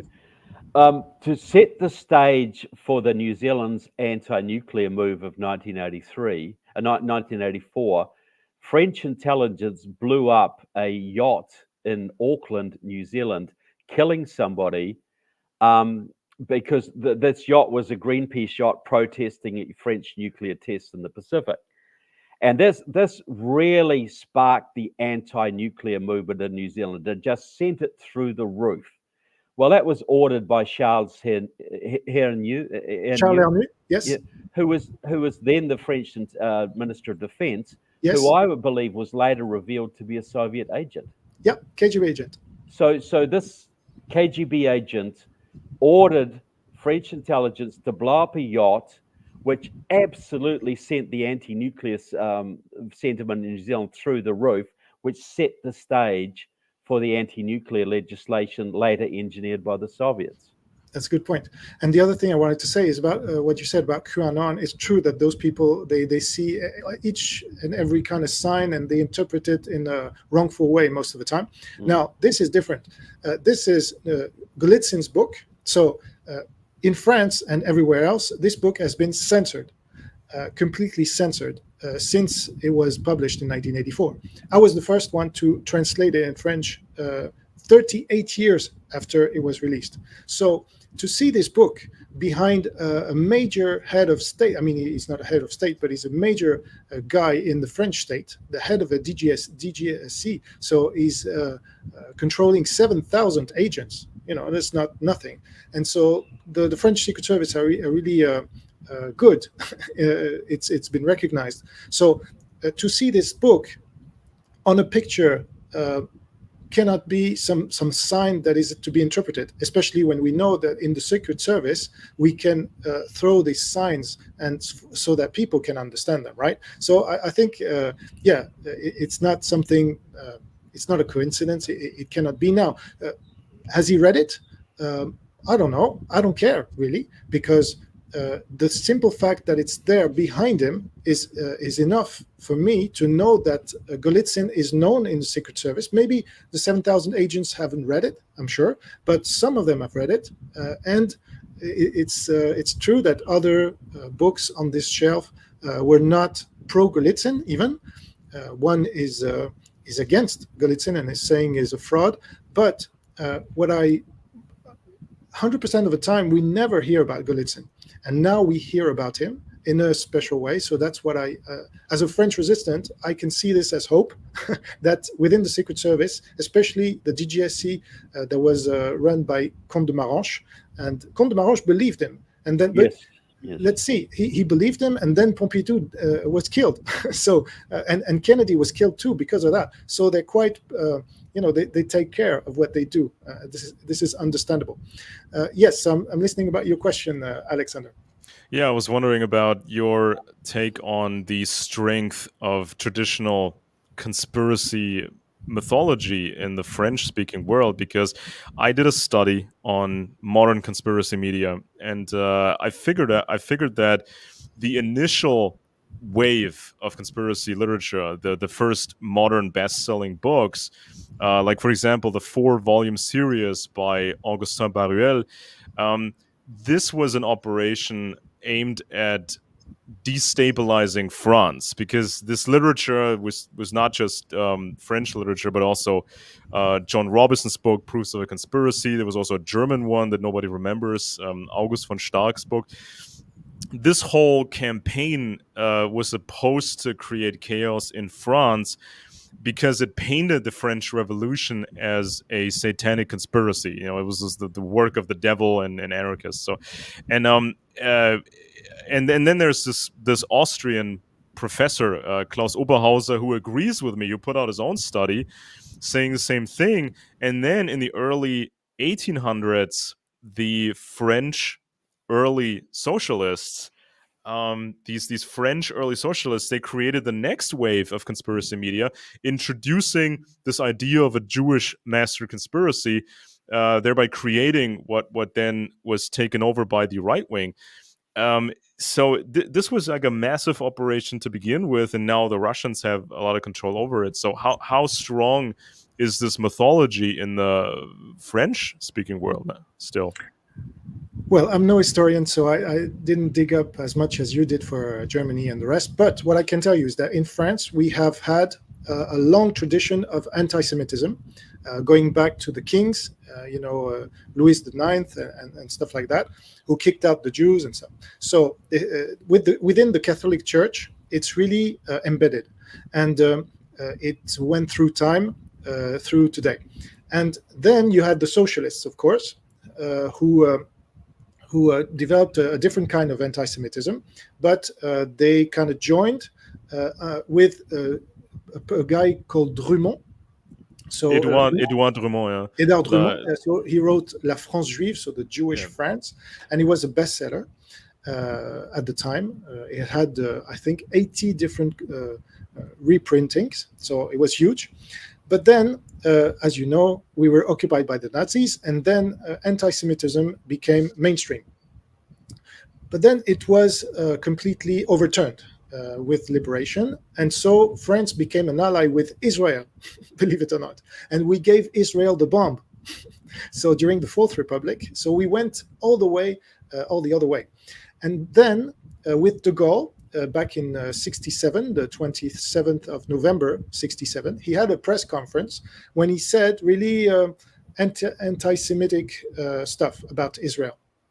That it was, I mean, I'm not going to say it again, but de Gaulle was really, he was Catholic, and he didn't like the fact that Israel went against his advices with the 6 Days War, So then anti-Semitism was back again, officially. And so then you had this Muslim immigration. So on top of Catholic and socialist anti-Semitism, you had Muslim anti-Semitism. And then in 2000, during the 2000s, you had the French equivalent of Alex Jones, who was Alain Soral. And this guy is close to Dugin. He met him, yeah, here you go. So he's been financed by Iran. He said it himself. I think he said $1 million or something, a huge sum, for his campaign in 2009. So it was a European campaign. He partnered with a very famous humorist here called Dieudonné Mbala. He's a Cameroon origin. So it was a big deal because Dieudonné is an anti-Semite. He did a sketch in 2003 saying bad things about Israel, and so he was kicked out of the media, but he was very famous. So he kept on going out of the system with the rise of the internet, and it was a huge deal. And Soral benefited from this media. He was himself invited 40 times on French television, and so he created an association called Égalité et Réconciliation. So equality and reconciliation, if it exists in English. And so they developed a pro-Muslim, socialist, Catholic, anti-Semite organization. And there you have it. And this guy was close to Dugin, of course, and he was financed by Iran. He went all the way to Syria, Iran, North Korea even. He never went to China, but he went to North Korea and came back saying it was one of the best countries I've ever lived in, believe it or not. Right. So there you have the French Alex Jones, and he lives now in Switzerland because he's got so many lawsuits. He's been convicted 70 or 75 times. He should be in jail, but he escaped because he's got the double nationality. He's Swiss as well as French, and Switzerland doesn't have, accords with France, so he can remain there and be tranquil. So we have this guy, obviously, with his association, he created a company, a publishing house, and he's publishing all the anti-Semite books from the past, including France Juive from Dumont and all the rest. And he's a revisionist as well, because there's a big revisionist current in France with Faurisson, who was received by Ahmadinejad when he was head of Iran, and Dieudonné, Soral, and the others all supported Faurisson. Dieudonné had Faurisson come on stage in front of 5,000 people. That was a big deal. And this guy denied the Holocaust, and he was excluded from the media, but then he came back through Dieudonné and Soral. And on top of this, you have Thierry Meyssan with 9/11. Yeah, so he lives now in Syria, but he was one of the first one in the world, I think, in 2002 to write a book about an inside job. And he was invited, believe it or not, on the second channel of French television, one of the biggest, by Thierry Ardisson. I wrote a book on this guy, Thierry Ardisson, really an anti-Semite, revisionist as well. And so he pushed the Thierry Meyssan story. The guy sold 250,000 books.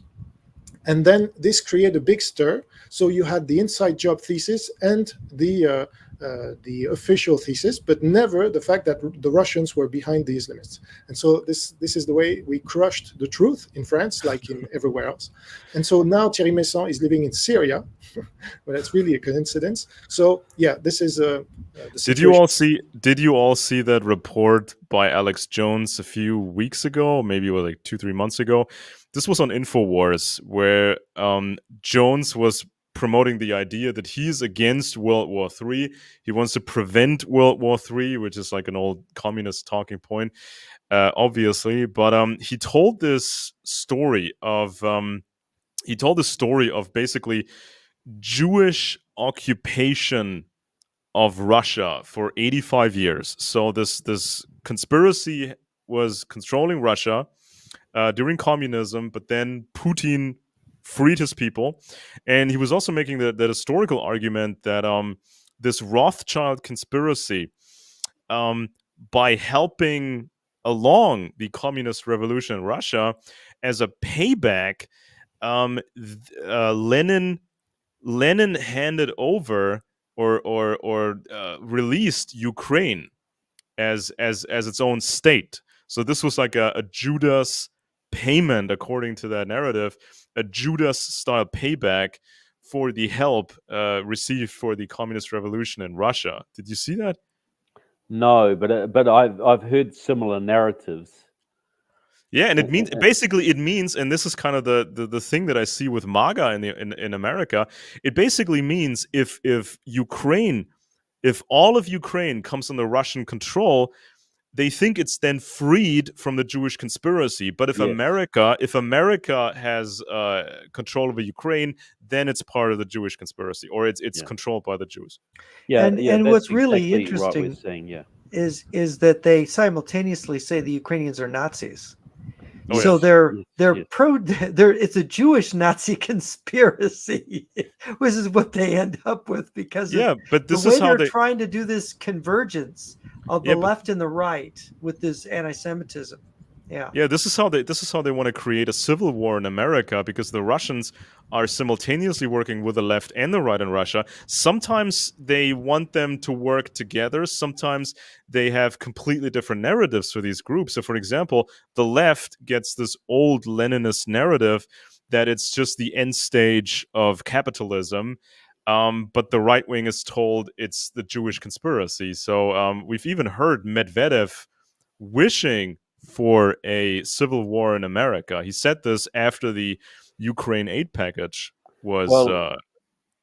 Well, I'll tell you something. You know, we've seen several mass killings in the United States, and a lot of these people, they will have the black sun symbol. A lot of these killers are, they're Duginists. They're national Bolsheviks. They believe in this thing. Well, Branton Tarrant, who killed 51 Muslims in Christchurch, New Zealand a few years ago, Australian guy. He shot up 51 Muslims in a mosque, and he released a manifesto, which is now illegal to possess in New Zealand, right? But I got a copy of it. And he was said, well, he's a Trump supporter, blah, blah, blah. Look, the guy was in China. The guy admired China. He hated America. He hated Trump. He was a national Bolshevik. He had national Bolshevik symbology. And he specifically said in his manifesto, he said, I chose guns to do this massacre because that would exacerbate the gun debate in the United States. The left would come after the guns. The right would resist. This would lead to a civil war, and America could no longer interfere on the world stage. So he was very explicit about this in his manifesto, but the whole world thinks he was a Trump supporter, you see. Yeah. And so, but this national Bolshevik movement, this Duginistic National Bolshevik movement. They were the people who organized the Unite the Right rally in Charlottesville, where you had pro-Russian communists fighting on the street with pro-Russian Nazis, and the American conservative movement got the blame. And talking about conspiracy theories, I wanted to talk about one that we heard about recently, is the Brigitte Macron is a man. So, because nobody knows, it seems, where it came from. So it comes from, believe it or not, Alain Soral, once again. And his, because there was an anti-Semite guy who died recently in 2013 or 14, and he had this leaflet, it seems, or booklet called Faits et Documents. So when this anti-Semitic guy died, Soral bought it from him. And then they launched this Brigitte Macron is a man hoax. They did a lot of, they did a series on it. So like 100-page stuff, but it was all fake, all hoax. Now, who picks it up a year and a half after it was credited as a hoax here in France? Candace Owens. And she does 2 videos on it, 2 one-hour videos on nothing, on a hoax. And she says, it's true, believe it. And so then she's been fired by Shapiro, and Shapiro takes out those 2 videos from her account. The only 2 videos that have been taken out from her account, from her YouTube channel. So it's quite funny that knowing the links that we talked about between Candace Owens and Andrew Tate and Elon Musk and stuff like that. And so she's turning now the black community in the US against the Jews, because she's been fired by a Jewish organization because she was criticizing Israel.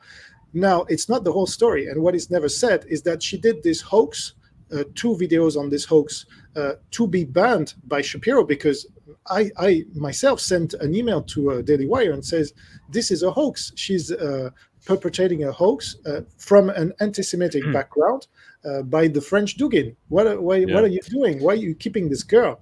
And she's been protecting Andrew Tate, which is never said as well. So this is bigger story than just the Jews and Israel.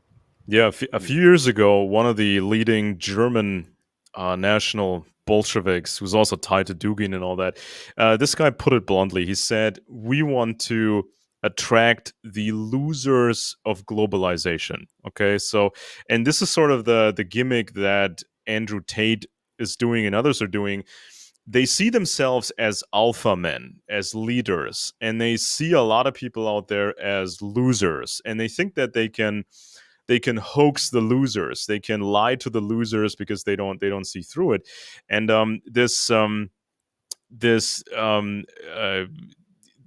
we see this now, especially with Tucker Carlson, because he's Tucker Carlson is now warming up to flat Earth. He said it's interesting. He wants to look into it. He's into UFOs. He interviewed Alex Jones. He wants to just be attractive to anybody whom Carlson probably also views as losers of globalization, or just losers, right? And this is just a very condescending nature that I see with a lot of people, especially Carlson and Andrew Tate and these people. They see their audience as losers. They laugh about their audience, they hate their audience, but they can sway them, they can control them. And we had this discussion in the 90s. This was a book by a classic Leninist communist who has a new political party in Germany, Miss Wagenknecht, and she was debating she was debating another communist at the time, Mr. Elsässer, and this was in 1996. So they were really sad about losing Eastern Germany and losing the Soviet Union, and they were questioning, how do we get communism back on track? And she was advocating a National Bolshevism, and he wasn't at the time. He is now. She was already on board with this plan, and she was giving all these arguments even from communism itself, because in Soviet Eastern Germany, They even kept some of the old uniforms, for the NVA army. They kept talking about Bismarck, how he was a friend of the Russians supposedly and all that. So they were keeping alive some of that Prussian heritage in that communist state in order to seem more attractive to the general population. And she was making that argument in 1996. Then we need to do this on a grander, larger scale, because this is the only way, because we can't get everybody or most people with old school communism, essentially. And so when these national Bolsheviks, they're talking about America, they talk about George Washington in 1776, but they really hate this audience. They really think they're dumb and they're losers, but they want to sway them. Yeah, well, in America now it's called MAGA communism, but it's National Bolshevism repackaged for the American audience. But you're 100% right, and these are these sad young men who think their moment of glory is going to shooting up a supermarket. They're winning the race war because they're going to go and kill 23 Hispanics or 15 blacks or whatever. And this is the National Bolshevik ideology that has spurred them on. Yeah, we got some 20-something people in jail right now in Germany, and this probably the biggest court case coming up in recent memory. So this is not quite as big yet as the RAF, the left-wing terror groups, especially in the 70s, but it's up there. And this was a group of people, and they had contacts to many more people. They had contacts to the AfD party, and they got access to the German parliament. And this group is accused of planning a coup, a literal coup, storming the parliament in Germany and taking people hostage. And so we know for a fact, because this all has leaked now in the press, we know that this right-wing group was extremely pro-Russia. And they had satellite phones. Some of these people had special satellite phones that the Russians are handing out, apparently. There were visits to the Russian embassy and all that stuff. But the interesting thing, in terms of the international dimension of this, is they believed in what they call the alliance. This is supposed to be a worldwide alliance, including the MAGA movement, including the Russians, and so they believe that they were going to get a signal. They were going to get some coded message or a direct message telling them to go forward and stage a coup in Germany. And they would expect, according to the indictments and this upcoming court case, they were expecting Russian help, or they were hoping for Russian help to do this. So you will see more of this when the court case starts in international press, because this was fairly large when the arrests were made. Jeff, you want to say something? Yeah, it's very interesting, this whole way that the left and the right, the far left and the far right, this is the convergence thing. And I always, Golitsyn wrote about convergence, but not quite the same as this. And I think it makes perfect sense when you look at National Socialism and Hitler and communism and the way they have this on and off again alliance and the way they work together. And I think that when you look at the leadership in China and in Russia, they've both taken lessons from Hitler. Because Hitler had this insight about socialism. Hitler realized, wait a minute, all this abstract Marxism, people aren't going to fight for this. People are really kind of on the right there, or they tend to be. How do you get them? You make national socialism. And so what you see as China has been, I think, consciously getting closer to war, they have suddenly started emphasizing greater Han nationalism. And you see Putin with his, Novorussia, that whole thing about saying, oh, this territory is Russian and the Ukrainians are really Russian, again, using Russian nationalism when he is not a Russian nationalist, right? And Xi Jinping is not a Chinese greater Han nationalist either. So they're just using it very cynically. And what they find is, just like they will use libertarians or they'll use Islam, or they'll even use liberation theology, it's sort of a way of corrupting patriotism and turning it into a socialist, a cat's paw. And I think that's what this process is that we're largely seeing. And it's a serious process. I've kind of watched it over the years. I know Trevor has too. And I thought, wow, could they really pull this off?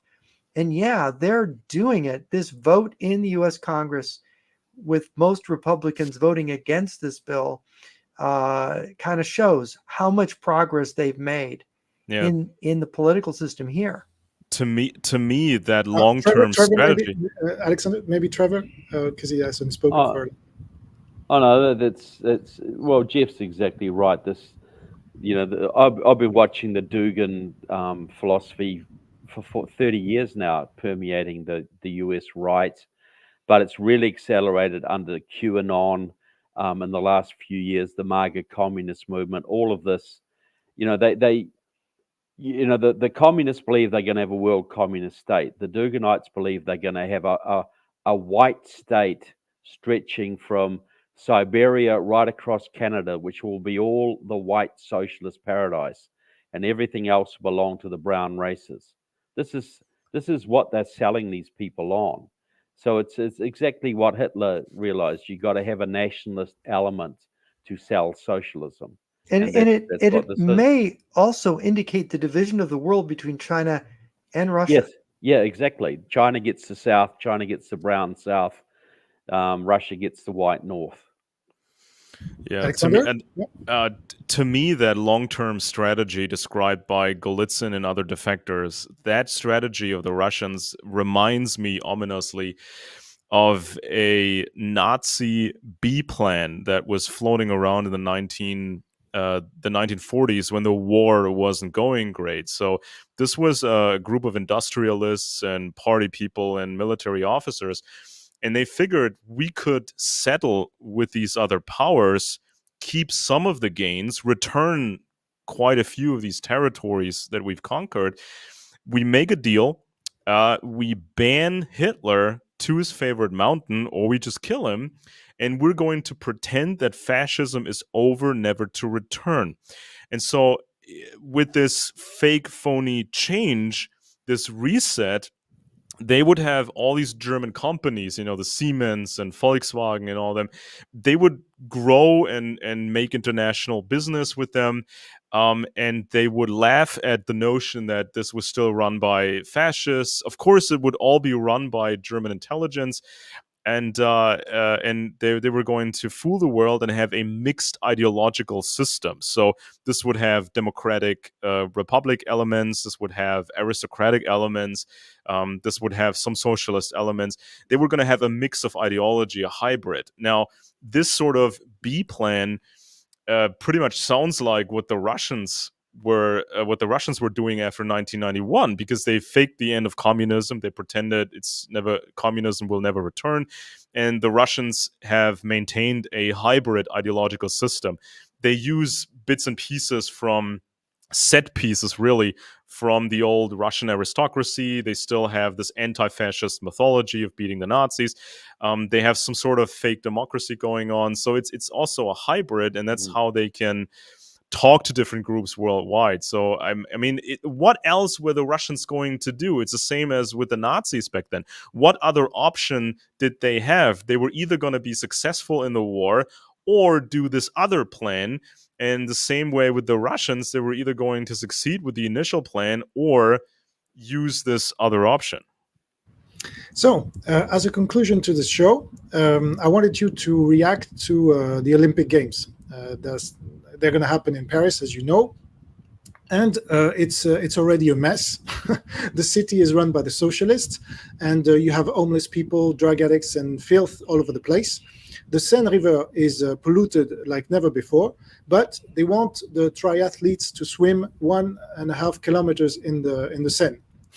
So Macron and Hidalgo, who is the socialist mayor of Paris, promised they will swim in the Seine before the Olympics, allegedly in July. We'll see what will happen during those games, but there are high risk of terrorist attacks, and armies from around the world send troops to help the French army maintain order. which says a lot. So Russians are not welcome to participate. Those Olympic Games are an opportunity for Macron to also impose CCP-like measures on the French people and the tourists, just like during the pandemic. For example, you will need a special QR code to access certain areas in Paris. And we have seen in the past, and I would like you to comment on this, that Olympic Games are often very important for the Russians to trigger an attack, like in 2008 against Georgia, and 2022, of course, against Ukraine.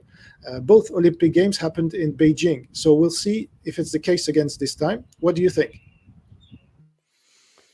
Yeah. Well, I don't know. Olympic Games in Paris. This is in the summer. This is during the summer. You've got the Ukraine war in a critical state during the summer, and of course, that's interesting. I suppose you have a sort of circus distraction element there for France and for maybe for the rest of Europe. I don't know. I know that when I lived in the LA area, they had the Olympics there. I think it was 1984, and it was quite distracting. I mean, it just took over the whole area. I mean, they were doing. My dad even participated in helping there was a bicycle thing that was going on in Orange County where I was living at the time, and my dad got involved in that. So everybody kind of gets dragged in because they need all this help to do the games and stuff, and so people do get involved. It becomes absorbing. So I don't know. Maybe it covers the fact that the French president isn't going to do anything about Ukraine, and he's not really going to arm France. Well, I expect Islamic terrorism because France has been using emergency laws or emergency powers really to combat Islamic terrorism, and they can do all sorts of operations. And if anybody gets indicted with terrorism, you need 50 lawyers to go through all the documentation. But there's another element to this because in the 1990s, the Russians were smuggling a lot of nuclear materials into Germany. This has been all, in the press here. This was talked about in various books.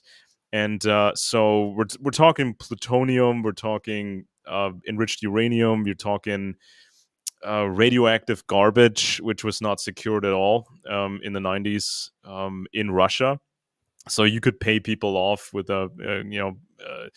limited sums of money and just drive that stuff through Ukraine, through Poland, into Germany and store it there.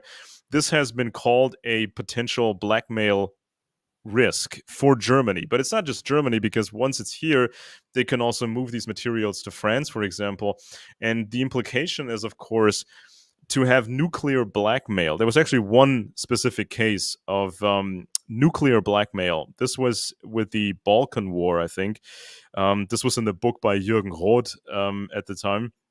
And so somebody threatened the German government, you cannot send soldiers to this war in the Balkans. You cannot send your troops there, or else we will detonate either a dirty bomb or an actual nuclear bomb.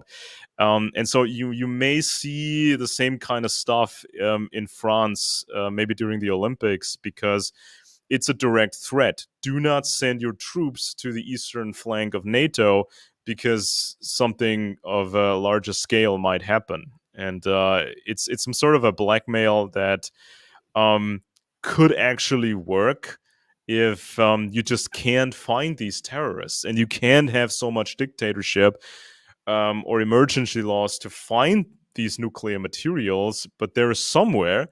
And if the threat is credible, if an attack is carried out, a smaller attack, then France or Germany may actually not send these troop contingents to the eastern flank of NATO. Yeah, I think that's a distinct possibility. I'm pretty sure. Well, I'm almost certain that we're going to see some terrorist attacks in the United States through the summer. I think the wave of pro-Hamas occupations of the colleges and that kind of thing, I think that's the the start of the very, very violent summer that we've got coming up. And if Trump gets elected, the start of extreme violence in the lame duck period between when he's elected and takes over. So yeah, I think it's a great big target, isn't it? You know, it's a very tempting target for the Russians, a very tempting target for Islamic terrorists working together or separately. I don't think I'll be booking a ticket to Paris through the summer, and personally. I wouldn't either. But yeah, what are terrorists looking for? Media. All the medias of the world will be on the Olympics at this moment. So it's almost obvious. But let's hope the French government can make a deal with those terrorists if they manage to, with the Secret Service in particular. But I'm very worried, as you are. So I want to thank you very much, gentlemen. I don't know if any one of them want to add something for the conclusion. But we're already a 2-hour show or so. Well, Yeah. thank you for inviting us. It's been a great. I think it's been a great thing, and it's good for people to see that there's this perspective exists and that the analysis is serious. Yeah, well, I got to say thank you. I've learned a lot. So it's great to bounce things off others, and I hope that a lot of people watch this, and as Jeff says, to get a different perspective. And I think we should do this kind of thing again. I think it's been very good. We can. I mean, if you're all willing, we can do it on a monthly basis. That's not too much of work for us, and I think it's very much appreciated and needed in this overwhelming media, pro-Russian, Chinese, or both media. Yeah, I said this before, that in 1991, anti-communism collapsed, really, not the Soviet Union, but anti-communism, because real anti-communism is based on counterintelligence. It's not right-wing extremism. It's not traditional conspiracy media. It's none of that. So many people have never come in contact with it, because if you were an adult during the Cold War, you are now at least something like 60 years old, and you still needed to be involved. You still needed to get informed back then and read. Many people didn't really care that much, and now you're either too young, or you didn't check it out in the past. And in 1991, people stopped caring altogether. So I think that not just the general populations out there have a deep lack of understanding, but also the politicians and even the intelligence community, because they spend all this time on anything else, but not really the Eastern style of intelligence. So Yeah. I'll translate this show in French anyway, and I strongly encourage you to translate it in German. It's already in English, so you don't have any work to do, our fellow Anglo-Saxon friends. But yeah, I'll try to do this show with French people. I mean, not French-speaking people, like Swiss or Belgian and African people. And so you can do it with the Commonwealth. I think it'd be much appreciated too. I think we need to create this network of shows. I mean, Jeff and Trevor, you're already in a lot of shows, but also this 3 to 4 or even more people talking together about their own country is really important. This way we don't have this bias that we usually see in different media. So we need to talk for ourselves, right? I think that's a good dynamic, definitely. So thank you very much again. Yeah, go ahead.